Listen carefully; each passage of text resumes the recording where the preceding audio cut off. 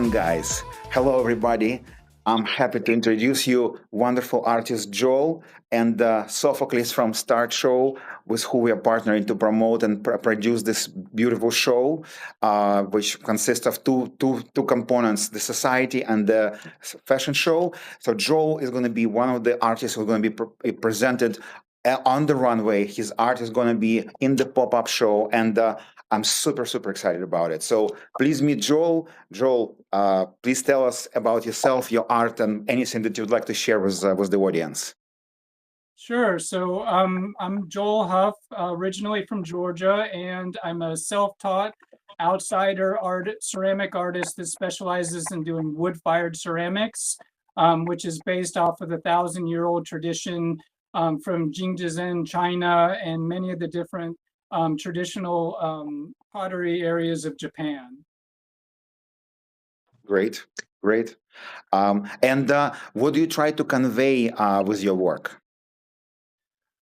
Well, my work is based off of inspiration. I draw most of my inspiration from traditional Japanese ceramics, specifically the Meiji period of Japanese pottery, which is their folk pottery tradition, which got re-inspired in the early 20th century by legendary artists like Shoji Hamada and Bernard Leach. And but I also try to stay authentic to who I am personally, and draw inspiration from other folk artists in the region, like Mose Tolliver, Howard Finster, Lanier Metters, Eddie Owens Martin. These are the roots of my upbringing, but also the connection with the Japanese pottery spans lifetimes. It's hard to describe exactly the feeling of whenever I first touched clay on the wheel and how it felt like coming home. Like many lifetimes of making pottery had just come rolled back into one particular moment. Wow. Pretty That's inspiring. awesome, Joel. So I see that you have some of your pieces behind you on the wall. Would you like to tell us the story behind one of your favorite piece on the wall, or maybe brief stories about the three of them that's on the wall and what inspired them?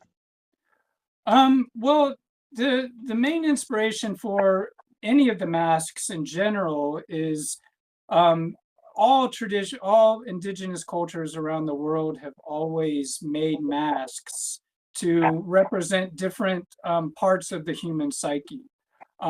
Each one of them, specifically this one right here, which I called Concepts of Beauty, is meant to question what humans deem as beautiful. You know, again, different cultures have always had different things which they considered to be beautiful. Some cultures would put ashes on their teeth. Other cultures would pierce their noses. Some cultures specific braiding, or just putting bones in their noses, or chains around their necklet or around their necks. But now, since we have been living in this Western dominated culture for so long, then that is the overriding aesthetic as far as what is considered beautiful. But yet in different cultures throughout different regions, their concepts of beauty would be considered perhaps taboo to other cultures. Joe, and the other one on your right, from my perspective, like with the, I think there is actually some computer microchips or something like that inside her eyes, right? What does that represent? That was a different piece, actually. That piece was specifically called Bondage, and it had computer chips inside of the eye cavity, which was meant to represent the psychological bondage that many humans are now facing themselves with, where we've become addicted to our electronics, our phones, our gaming, and other different forms. I mean, especially with AI now and how it's affecting, children's mental neurological development and how it affects the dopamine reactions within the brain, constantly looking for stimulation. So that was what that piece was meant to represent. That's deep. That's deep, Joel. And can you tell us a little bit about your process in terms of making these phenomenal crafted pieces? They're really beautiful and unique. I have never seen anything like this before I met you, and I'm very glad that I did meet you last year at NYC Stories. That was really cool. That was a fun show. Yeah, no, that was one of the greatest events that I've ever participated in, honestly. I mean, Thank you. yeah, no, that show was just phenomenal with amazing artists, and the production and time and energy that you put into personally, Sophocles, into making Thank that you. just such a wonderful show. I really appreciate it. But so the process really, it starts with a concept usually. I draw a lot of inspiration just from things that I see around me, the personal interactions from day to day, or things that I see, in cultural, in our culture in general. And so from there it becomes the concept, and then the concept I either make the form with the clay. I wedge the clay, I roll it out into a flat sheet, and then I would put it over a form, whether it's a form of a human head or of a bowl or some other form, and then I cut out the specific areas that I want to cut out to make sure to add the different embellishments, whether it's the weave as the hair or the feathers like the one in the background. And then it goes into the kiln. And I mentioned a little bit about the wood firing. So, there's different ways of doing the wood firing. Different areas and different potters like to do it certain ways. You can either do it within like 18 hours, or some potters, they really like to go for 72 hours or 90 hours straight, where you're constantly putting wood into the kiln and you have to watch it the entire time. So, if you're for 3 days, for 6 days, you're constantly tending to the kiln, making sure to put the wood in it, keeping an eye on the temperature, watching the coal bed to make sure that it doesn't get too cold inside of the kiln, because then everything will crack and shatter. And so it's really, it's a process that it's almost really undescribable, because it's one of the truest ways that I can personally feel myself being put into something, because I'm dedicating so much time of myself, my sweat, my time, my energy, because before even you do the firing, you have to get the wood ready. And that can be 2 or 3 days of just chopping down pine trees, cutting them up into logs, splitting it up, stacking it up, and then waiting until it dries out long enough. And then you're ready to finally fire the kiln. So once that process is complete, and then and you take the pieces out, to me, each piece is a treasure, because again, there can be anything that can go wrong. You can have a shelf that can collapse on 20 different pieces and they're all destroyed. Or it can get too hot and it can crack some of your pieces and you can't use them anymore. So that's why I love the process of wood firing specifically for that reason, because there's so many, just like life, you can plan and plan and plan and plan as much as you want, but life is still going to happen the way it's going to happen. And that's also the philosophy of Zen, is learning to just go with the flow, and just see every moment as a blessing, really. So This is marvelous, Joel. Thank you for sharing. This is very Yeah, you inspirational. bet. And I love like some of the pieces. I love that you use some like screws, some some metallic materials, right? So it becomes this like cumulative kind of a artsy creation that just on many different levels can talk to different people. Well, I mean, that's where the folk art comes in. The inspiration from the folk art comes in because in folk art, they call it it's art for the people. So a lot of the times, throughout history, folk artists have always been house painters, or they've been blacksmiths, or they've been blue collar workers.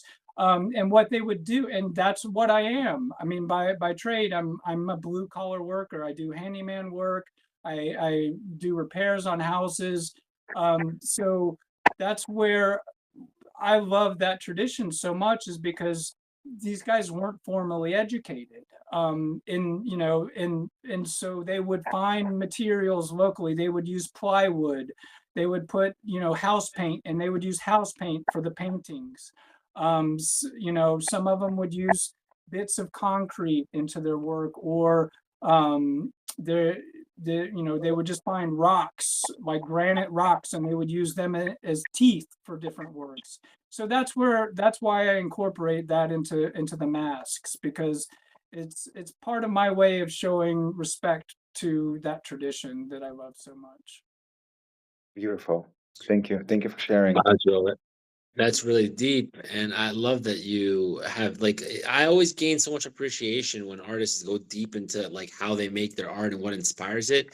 Because I love looking at art, but when I know the story behind art, suddenly, bam, it's like so much more deeper on many levels, and that's really cool. So I wanted to ask you real quickly, what are you most excited about for this upcoming KIR Art and Fashion Freeze Renaissance pop-up that's going to happen on May 16th? Everything. I mean, it's going to be a whirlwind event that's just going to it's going to blow my mind. I've never seen or participated in anything like it within the art world, and I just think it's such a phenomenal concept, and really a breath of fresh air. Like really just incorporating and infusing all the wonderful different elements of human expression. Art and fashion and music and everything that makes us human is going to be at this event. So This is wonderful, Joel. Thank you. And how do you feel about being, I guess, the star of the runway, right? You're going to be the star of oh the man. runway. I'm speechless, really. I'm just really, really speechless. It's a big honor. It This really is this is, is guys. No, it's honor is all ours, Joel. Thank you very much for joining our show. I'm so happy, and we are so grateful for your participation. You're going to be such a unique artist, because I don't think we have anybody with clay sculptures, and it's just so wonderful that we have the whole spectrum of like artistic creations, artistic types and mediums, and so wonderful to have you. So. And Thank you. we're looking forward to your participation. May 16th, and I want to address to all the audience and all the collectors and all the artists. Please join our show. Audience, please come to see Joel on the runway and his wonderful creations, and you can buy it still. And we're gonna have a great show, great celebration of art, fashion, life, and just creativity. Joel, thank you very much. And do you have do you want to say anything? I just can't wait. I really I really can't wait. It's going to be a great show, and I hope to see everybody there. Same here. It's been a pleasure doing this interview with you, Joel and Sergey. And thank you for sharing so much deep insights into your amazing mass and ceramic art. It's always great to learn more about what you do, and I'm just happy to work with you for another show I think it's going to be phenomenal, and I can't wait to see the results of it, as well as your other style of art, which is more like traditional pottery, correct? Yeah, it's very similar to traditional Japanese pottery. There's a specific region of Japan called Shigaraki, where they have a distinct style of clay. And so I draw a lot of inspiration from that specific type of clay. I like to wedge in bits of granite into the clay body. So I'll also have, you know, more standard pieces like some bowl cups and bowls and plates, but yet are considered masterpieces by high-end collectors around the world. This is spectacular. This is amazing, Joe. And you explain this artistic process, and it becomes this industrial, engineering, industrial artisanship, like all of it all kind of mixed together, and I'm just admiring it. Thank you for sharing it. It's just so spectacular. Thank you. Thank you. So, guys, see you on May 16th. Please come for the show. See Joe's art. See him performing on the runway, and we may have a surprise for you as well. And but you have to wait to come to find out. So, see you guys soon. Thank you very much. Thanks, guys. Thank you, Sophocles. Thank you, Joel. Take care. Bye.